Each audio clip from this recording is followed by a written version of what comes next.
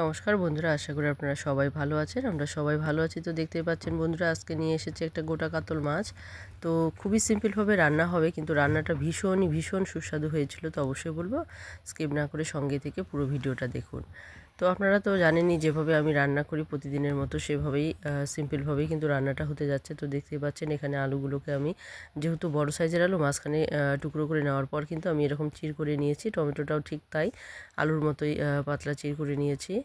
আর দেখুন এখানে কিন্তু কড়াই বসিয়ে দিয়েছি আর দিয়ে দিলাম সর্ষের তেল। তো এই তেলটাই কিন্তু একদম রান্না হয়ে যাবে। এই তেলের মধ্যেই মাছও ভাজা হয়ে যাবে, আবার তেলও মানে যে অবশিষ্ট তেল থাকবে সেই তেলে কিন্তু তরকারিটাও রান্না হয়ে যাবে। তো দেখতে পাচ্ছেন বন্ধুরা, এরকম করে উলট পালট করে কিন্তু সমস্ত মাছগুলোকে আমি দিয়ে দেবো আর ভেজে নেব।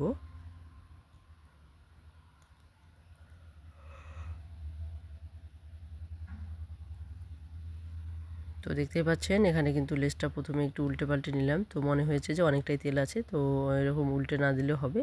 তো এই যার জন্য কিন্তু উল্টে না দিয়ে কিন্তু আমি ভেজে নিয়েছি, মানে দিচ্ছি। তো একসঙ্গে কিন্তু সমস্ত মাছগুলো ভাজা হয়ে যাবে। তো দেখুন, যেহেতু তেলটা বেশি করে দেওয়া আছে যার জন্য কিন্তু মাছটাও ভাজা হয়ে যাবে, আর তেলের মধ্যে কিন্তু রান্নাটাও হয়ে যাবে পুরোপুরি।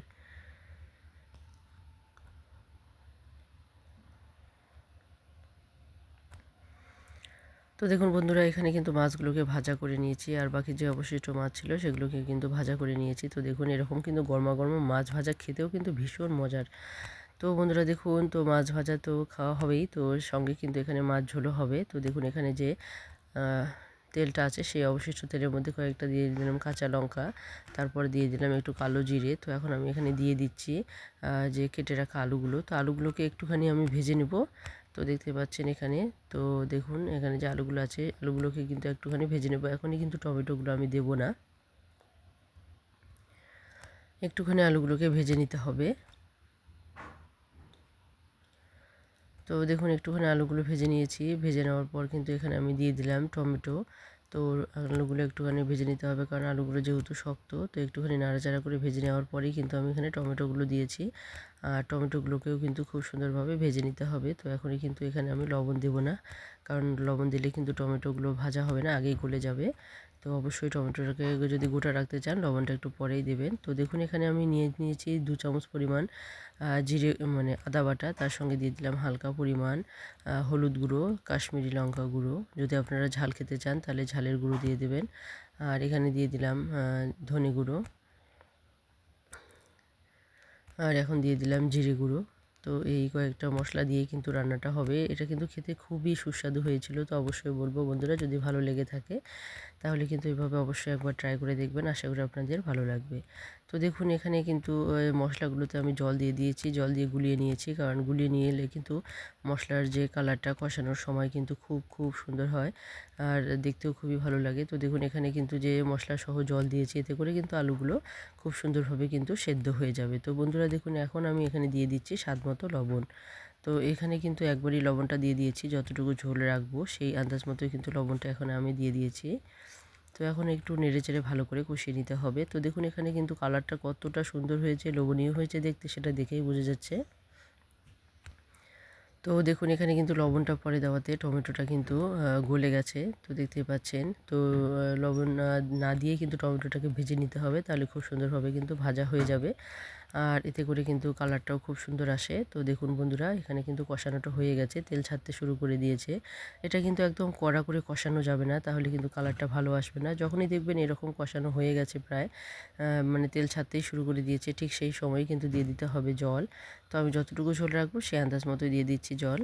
তো দেখতে পাচ্ছেন এখানে কিন্তু খুব পাতলা ঝোল হবে না, যার জন্য কিন্তু আমি বেশি জল দিইনি। এই জলের মধ্যে কিন্তু আলুটা আরও কিছুটা সেদ্ধ হয়ে যাবে।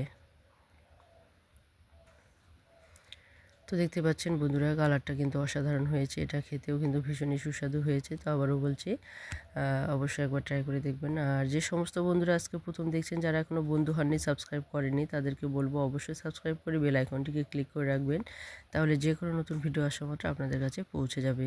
তো বন্ধুরা অবশ্যই বলবো একটি কমেন্ট করতে ভুলবেন না, কারণ আপনাদের একটা কমেন্ট কিন্তু আমাদেরকে অনেকটাই উৎসাহিত করে নতুন নতুন রেসিপি তৈরি করতে। সাথে একটি লাইকও দিতে ভুলবেন না, আর বেশি বেশি করে বন্ধুবান্ধবদের মধ্যে শেয়ার করে দিন, যাতে তারাও এই রেসিপিগুলো দেখতে পারেন। তো বন্ধুরা দেখতেই পাচ্ছেন এখানে ভেজে রাখা মাছগুলো কিন্তু এক এক করে আমি এখানে দিয়ে দিচ্ছি। তো সব মাছগুলো দেবো না আমি, কয়েকটা মাছ আমি দেবো, যতগুলো লাগবে ততগুলোই দেবো, আর বাকিটা কিন্তু ভাজা রেখে দেবো। তো ভাজা মাছটা খেতেও কিন্তু ভীষণই মজার হয়েছে, কারণ মাছটা কিন্তু যেহেতু একটু মানে বেশি করে তেল দিয়ে ভাজা, যার জন্য কিন্তু মাছটা খেতেও ভীষণ মজার হয়। তো বন্ধুরা দেখুন, এখানে কিন্তু ঝোলের মধ্যে দিয়ে দিয়েছি যতটুকু লাগবে মাছ, আর দেখতে পাচ্ছেন এখানে কিন্তু টকবক করে ফুটতে শুরু করে দিয়েছে, আর এর মধ্যে আমি দিয়ে দিলাম এখন ধনেপাতা কুচি। তো ধনেপাতা কুচি দেওয়ার পর কিন্তু একটুখানি নাড়াচাড়া করে নিতে হবে, যাতে করে ধনেপাতাটা খুব সুন্দরভাবে মিশে যেতে পারে, এর ঘ্রাণটাও খুব সুন্দরভাবে মিশে যেতে পারে। তো বন্ধুরা দেখতেই পাচ্ছেন এখানে কিন্তু ধনেপাতা দেওয়ার পর বেশি করে জাল করা যাবে না, যাতে করে ধনেপাতাটা আলতোভাবেই থাকতে পারে। তো এতে করে কিন্তু দেখতেও খুব সুন্দর লাগবে, আর ঘ্রাণটাও কিন্তু ভালো লাগবে। আর যাদের ধনেপাতার ঘ্রাণ ভালো লাগে না, তারা কিন্তু এই অপশনটাকে বাদও দিতে পারেন। তো বন্ধুরা দেখুন এখানে কিন্তু হয়ে গেছে পুরোপুরি ঝোলটা রেডি। এখন আমি এটাকে নামিয়ে নেব, আর গরম গরম ভাতে যদি এরকম ঝোল থাকে তাহলে কিন্তু আর কোনো কিছুরই প্রয়োজন হয় না। তো দেখবেন আপনারা এই একটা ঝোল দিয়ে কিন্তু আপনাদের পুরো এক থালা ভাত খাওয়া হয়ে যাবে। তো আমার এই রেসিপিটা আপনাদের কেমন লাগলো অবশ্যই কমেন্টে জানাতে ভুলবেন না। তো দেখতেই পাচ্ছেন এখন কিন্তু পুরোপুরি নামিয়ে নিয়েছি।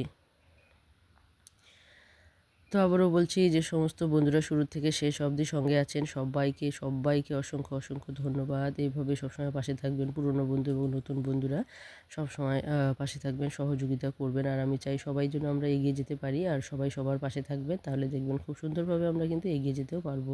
তো আমার এই রেসিপিটা আপনাদের কেমন লাগলো অবশ্যই কমেন্টে জানাতে ভুলবেন না। তো আজকে এখানে শেষ করে দিচ্ছি, আবারও চলে আসবো নতুন কোনো রেসিপি নিয়ে। ততক্ষণ অবধি সবাই ভালো থাকবেন, সুস্থ থাকবেন, টাটা, বাই বাই।